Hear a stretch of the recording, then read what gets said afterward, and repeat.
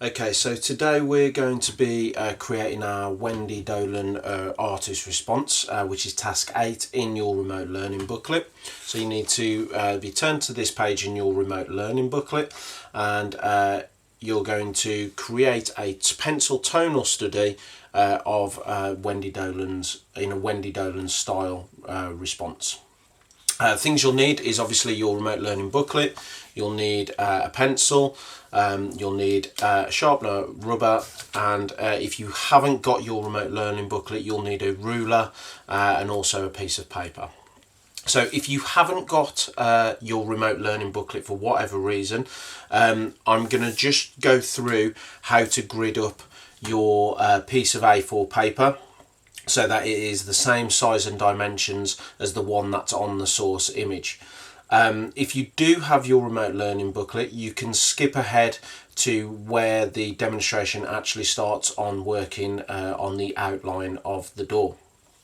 So to grid up, first and foremost, we're going to split our page into a 4x4 box grid.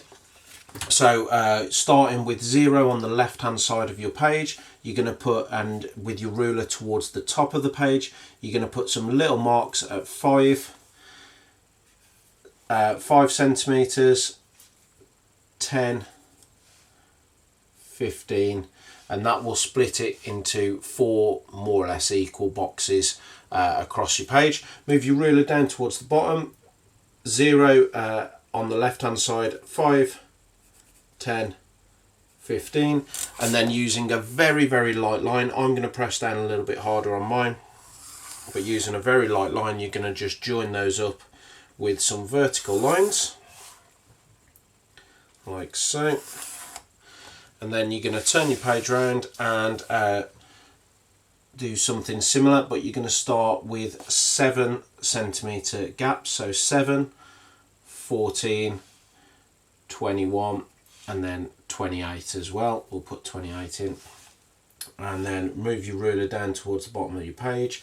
Going to go again, 7, 14, 21 and 28, making sure that 0 was on that left hand side of the page, and again just joining those up, nice light line. Again, I'm pressing down a little bit harder just so you can see on the video, but you guys need to make sure that it's a very light pressure for your grid lines.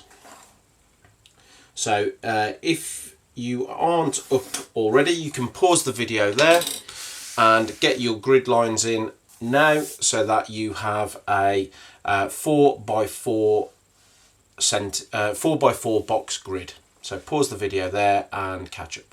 Pause the video here and complete the demonstrated tasks before moving on. Excellent. So I'm going to work, I want you guys to work on this side of your remote learning booklet to create your outline. I'm going to work on my A4 page. The reason I'm going to do that is that just so that it's a little bit bigger on the video for you guys. So now we're in a position to start drawing our outline. The thing that we need to focus on is the main features. We're not going to be adding any tone or any of these areas of kind of detail just yet. We're going to focus on just getting accurate shape and proportion with all of our outline. So what we're going to do is we're going to start working from box to box, trying to replicate the shape.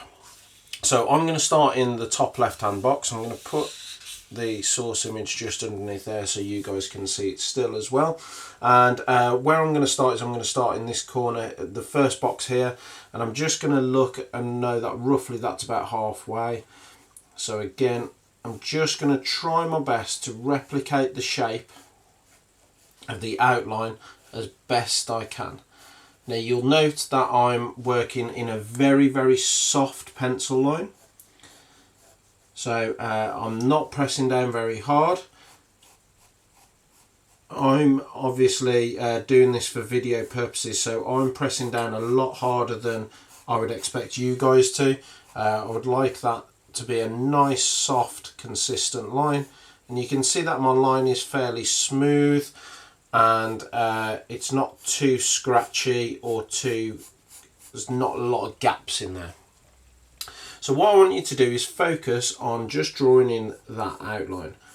I'm going to speed the video up here to show me drawing in my accurate outline now. So in the video you can see that I'm concentrating on that top left hand side, and I'm only concentrating on getting the left hand side of the archway in. If you can do that, if you're right handed, concentrate on that side. If you're right handed, concentrate on the left hand side, focusing on accurate shape and proportion. Pause the video here and complete the demonstrated tasks before moving on. So what I'm going to do now is I'm going to concentrate on trying to create a mirror image, a symmetrical side to the right hand side. And what I'm going to do is I'm going to turn my sketchbook right around to the opposite direction. To ensure that I'm doing that as accurately as possible, I'm just turning my source image around as well, so that when I'm looking at my source image I'm not getting confused by which line I'm drawing or anything like that. And then all I'm going to do is I'm then going to start to just draw in the right hand side of my archway. So you can see I'm still using the grid method, still working from box to box, creating a smooth parallel set of lines as they move around the archway, using the source image constantly to create a smooth and accurate line. Pause the video there and complete the demonstrated task up until now, and then move on. And then once you've got to this stage, just step back a little bit, have a look at there's any areas that just need improving a little bit on the shape, like on mine, just that top area there. And then just obviously rub those areas out there. Okay, so now we've got the top of our archway in, we're going to start to add the sides of the doorway and the actual main part of the doorway. We've got the kind of edges of the stone in. Let's start to get the actual doorway in now. So I'm going to start from where I am here. So on the source picture, I'm on this grid line here, and I'm just in that area there. So I'm going to come in a little bit, just to about there, and I'm going to start, just put a little marker there on my page, just to let me know roughly where it is. And then I'm just going to follow that line up again, trying to keep parallel with the lines that I've drawn already, because that way I know I'm creating more accurate shapes. And also still just looking at my source image, my eyes are constantly going back, making sure I'm in the right position, making sure I'm putting all of the areas of the door in the correct place. I'm then going to extend the bottoms. We know that this is more or less a straight line, so I'm going to try and get as straight as possible by running parallel to my grid line, which we drew with the ruler earlier. And I'm just going to bring that down till I go past that bottom grid line there, and that's going to be around about a quarter of the way down, so around about there. I'm then going to do the same technique that we did with the top of the archway, and I'm just going to turn my book around. I'm going to turn my source image around, and then I'm just going to start from the top of the arch this time, trying to keep parallel to this outer line here.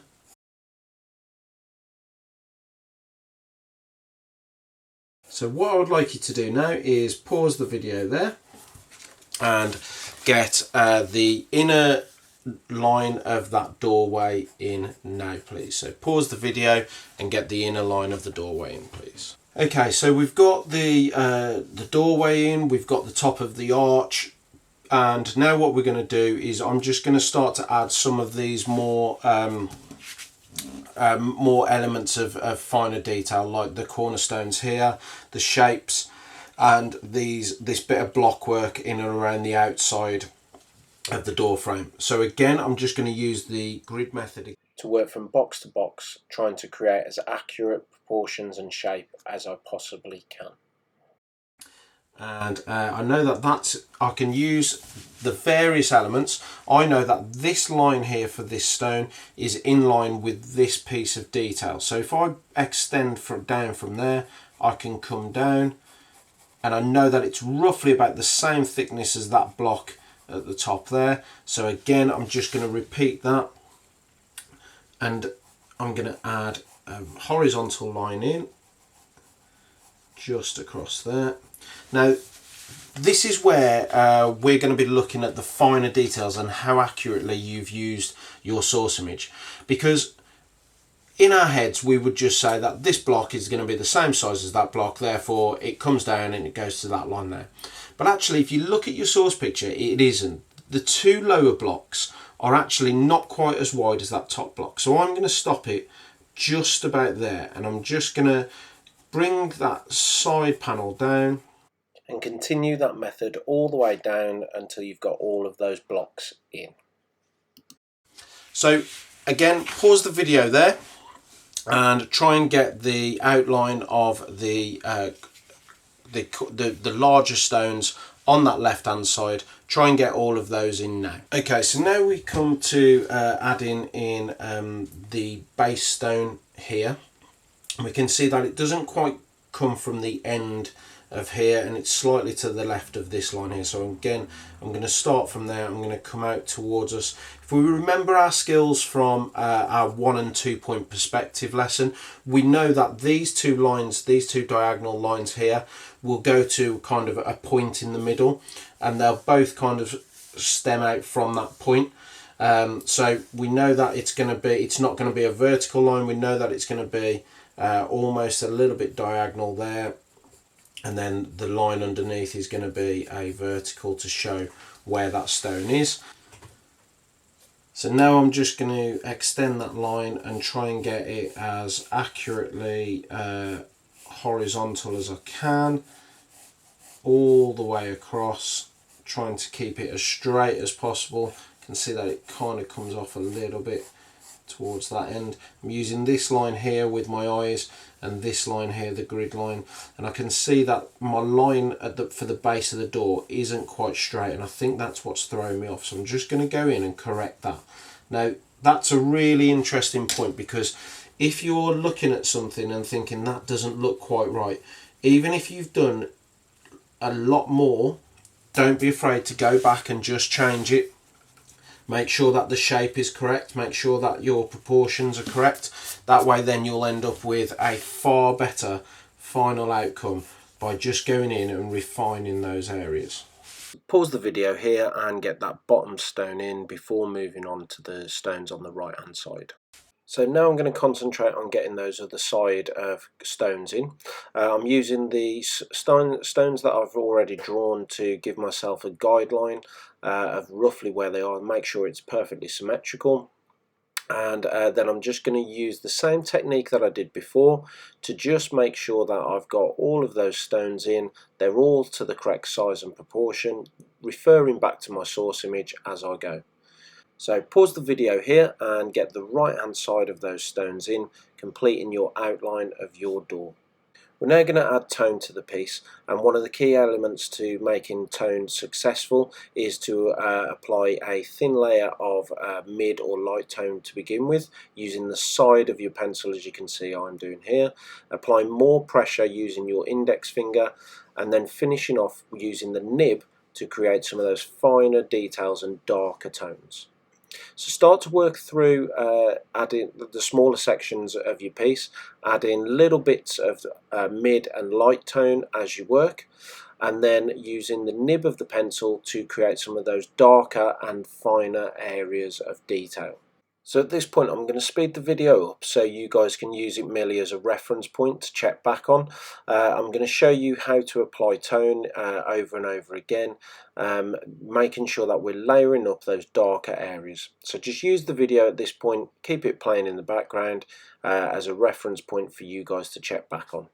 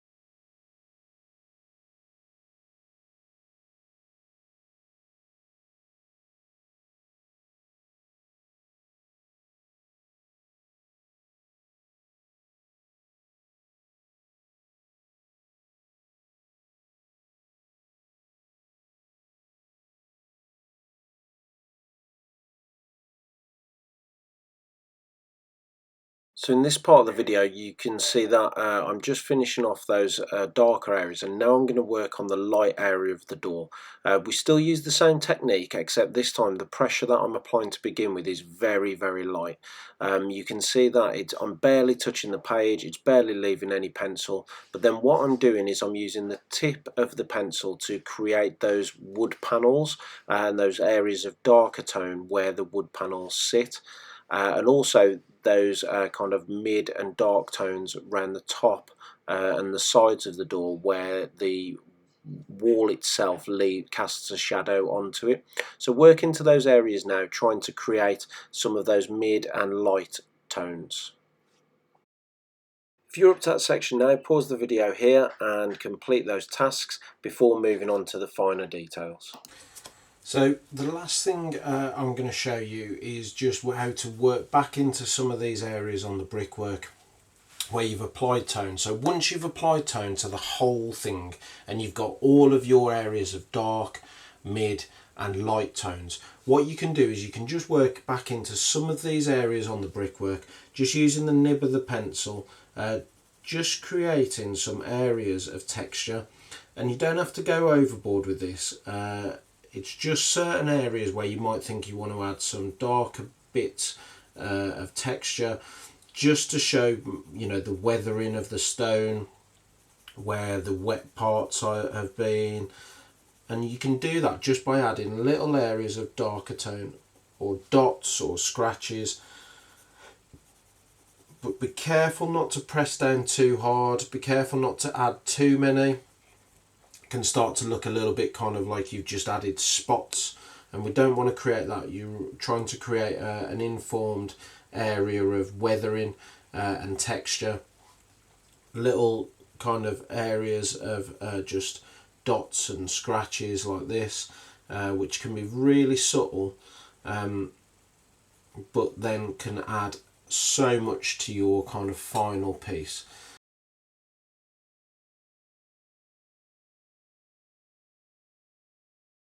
So apply those rules to the whole thing, and we really look forward to seeing what you guys come up with. If you need to rewind the video at any point just to check on different things or to re-go over anything, then do so.